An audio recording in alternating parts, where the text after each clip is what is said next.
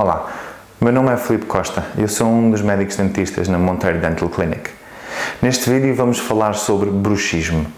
Bruxismo é o ato clínico, é um efeito de ranger, de morder os dentes demasiado fora da mastigação normal.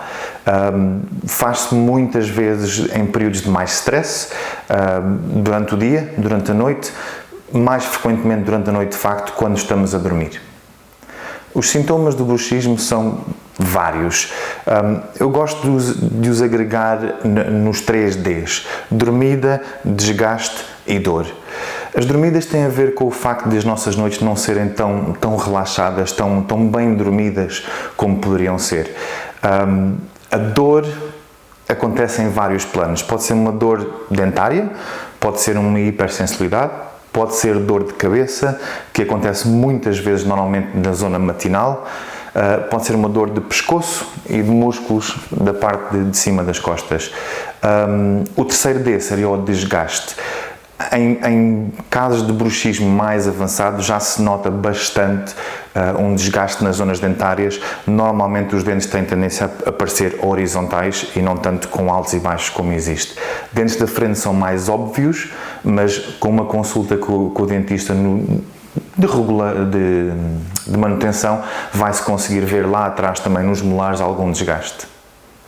As causas do bruxismo são variadas e diversas. A maior causa e a mais frequente é o stress.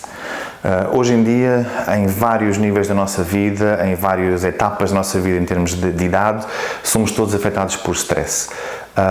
O stress tem vários efeitos no organismo de cada um de nós, de maneiras diferentes, em graus diferentes, mas um dos efeitos é sempre o bruxismo. É algo que convém ser visto pelo seu médico dentista a nível de proteção dos dentes em si. Se houver alguma coisa a fazer na altura correta, será feito, mas também a nível de médico clínica geral. Uma outra causa de stress será a medicação. Há certas medicações prescritas normalmente a longo prazo pelos médicos de clínica geral que também podem afetar e ter como efeito secundário algum tipo de bruxismo. Outras drogas, terceiros pontos que podem causar bruxismo serão várias drogas e vários hábitos, por assim dizer, tabaco, alcoolismo e algumas drogas recreacionais que também podem afetar a articulação, especialmente a nível de bruxismo. O tratamento do bruxismo pode envolver diferentes modalidades médicas. No que diz respeito à medicina dentária, e se for o caso indicado para o caso específico que estamos a falar, a fabricação de uma placa de relaxamento é frequente.